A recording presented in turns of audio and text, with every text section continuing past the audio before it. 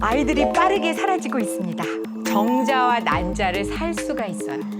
코 모양, 눈 색깔 이런 것들을 다 선택해서 우리가 아이를 만들어낼 수가 있는데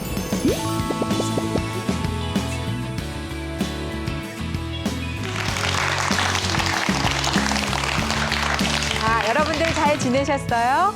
오늘은 우리 세 번째 시간이고 결혼을 했기 때문에 이제는 출산의 미래에 대해서도 생각해보는 그런 시간을 갖겠습니다. 그럼 먼저 모니터 영상 한번 보실까요? 어머, 아이들이 빠르게 사라지고 있습니다. 그래서 요즘 이 현상을 베이비 스트라이크라고 그래요. 번역하면 출산 파업이에요.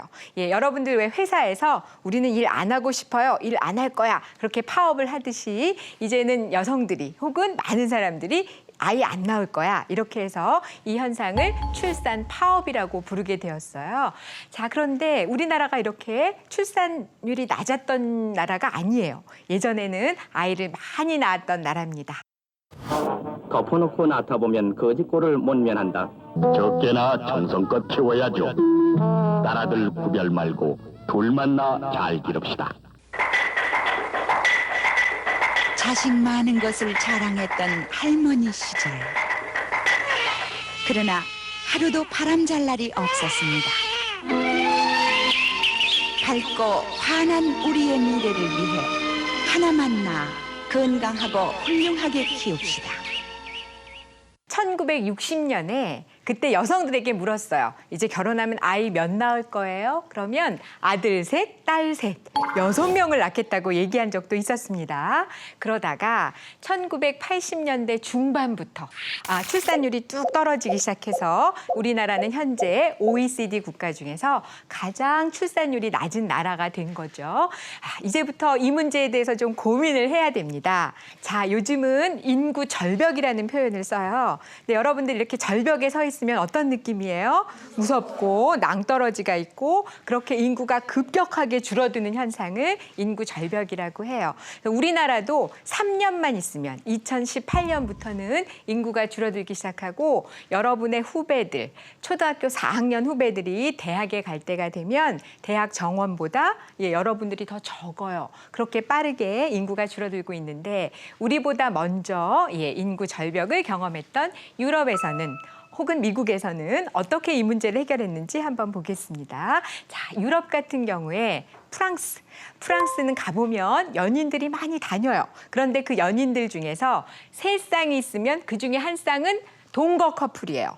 혼인신고를 안 해요. 근데 옛날에는 혼인신고 안 하고 아이를 낳으면 국가가 인정 안 했어요. 근데 이제는 출산율이 떨어지니까 이제는 동거 커플이 아이를 낳아도 국가가 다 양육비도 대주고 교육비도 대줘요.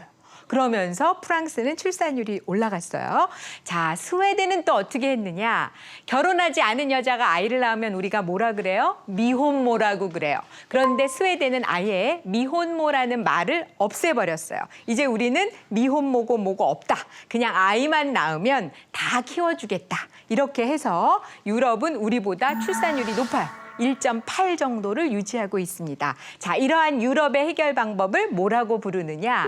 출산과 결혼의 분리다. 이렇게 얘기를 해요. 그런데 미국은 조금 다릅니다.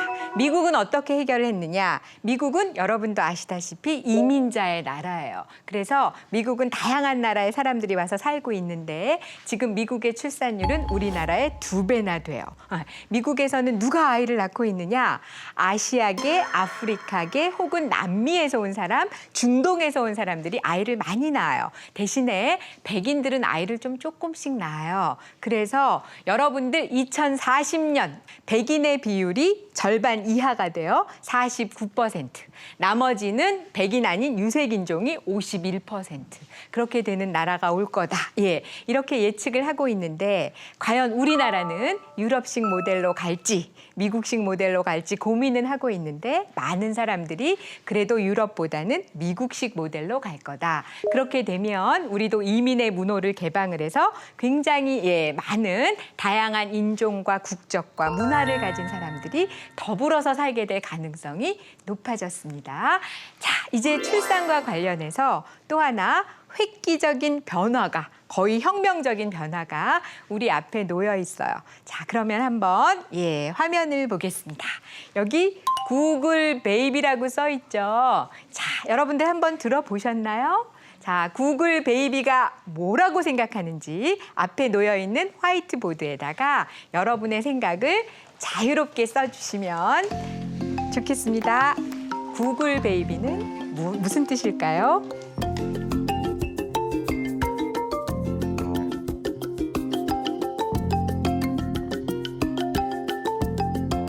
하나, 둘, 셋 들어주세요. 우와, 세계 많은 사람들이 아이를 낳는 것, 구글에서 여러 나라의 아기를 키우는 것? 재미난 아이디어네요. 아기를 키울 때 필요한 정보가 있는 프로그램? 자, 그러면 이제 여러분들이 재미난 아이디어를 많이 주셨는데 구글 베이비가 뭔지 설명해 보겠습니다. 구글 베이비란 자, 구글처럼 온라인에서 여러분들이 돈을 내면 자, 유전자를 선택해서 정자와 난자를 살 수가 있어요. 그러면 그 정자와 난자를 인공수정을 해서 그 인공수정한 정자와 난자를 어디로 보내느냐? 인도에 보내요. 그러면 인도의 대리모들이 거기에서 아이를 10달 동안 자궁에서 키워서 아이를 낳는 거예요. 그런 아기들을 구글 베이비라고 그래요. 굉장히 충격적이죠? 자, 구글 베이비는 어떤 의미가 있느냐 하면 아기를 낳기를 원하는 이제 모든 사람들에게 특히 불임 부부들에게는 굉장히 희소식이기는 해요. 자, 이거 말고도 또 있습니다. 의학기술과 유전공학이 발달하면서 이제 사람들은 어떤 게 가능해졌느냐? IQ도 선택해요. 머리 색깔도 선택해요. 선생님은 키가 작지만 키도 선택할 수 있어요. 코 모양, 눈 색깔 이런 것들을 다 선택해서 우리가 아이를 만들어낼 수가 있는데 그 아이를 생명공학 베이비라고 그래요. 그런데 이거를 놓고 지금 많은 사람들이 다양한 고민을 하고 있습니다. 자, 정자와 난자도 사고 팔아? 자궁도 돈을 내고 사고 팔아? 이게 과연 옳은 일일까? 윤리적으로 이게 맞는 일일까? 이렇게 생각하는 사람들도 있고요. 또 한편에서는 누구나 다 유전자를 선택할 수 있으니까 키 크고 잘생기고 이런 사람들만 다 태어나요. 그러면 이제 우리는 개성도 없어지고 다 똑같은 사람만 왔다 갔다 할 수도 있어요. 자, 이런 세계는 상상조차 하기 싫은 거죠. 그래서 지금 이 생명공학이나 의료 윤리와 관련해서는 우리가 참 많은 고민을 해야 되는 그런 상황입니다.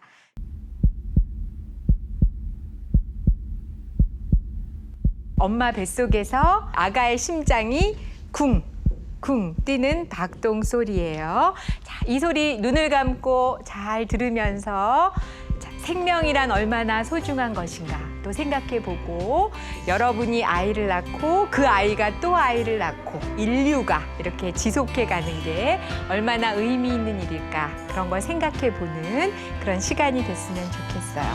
여러분 감사합니다.